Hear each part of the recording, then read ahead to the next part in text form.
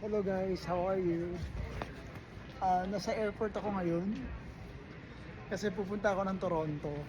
May appointment ako dun. And then, yung flight ko is 1 a.m. Alam niyo ba bakit 1 a.m.? Kasi yung flight to Toronto, $500 plus siya eh. Balikan na siya. Pero nakuha ko lang siya ng $270 balikan. Di ba malaki yung natipid ko. Gusto ko rin kasi ma-relax for a while. So, local lang yung tina-travel ko. It's gonna be my first time na makarating sa Toronto. So, 10 o'clock nandito na ako kasi you have to be at the airport 3 hours sa flight mo. Tsaka alam niyo po guys na iba din yung oras sa Toronto. Parang 3 hours yung difference sa Calgary. So, imagine 1 a.m. ako mag-flight. Pero makarating ako sa Toronto 7:50 in the morning.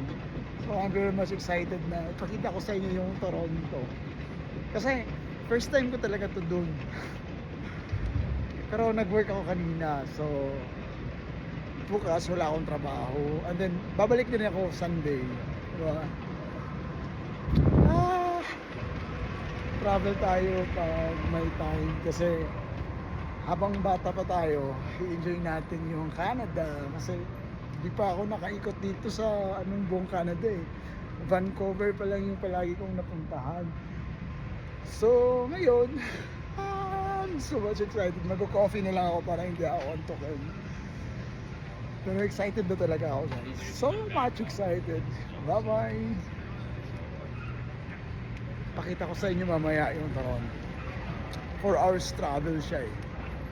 Ang Vancouver, 1 hour and a half lang or 2 hours. Pero ito, 4 hours talaga yung biyahe.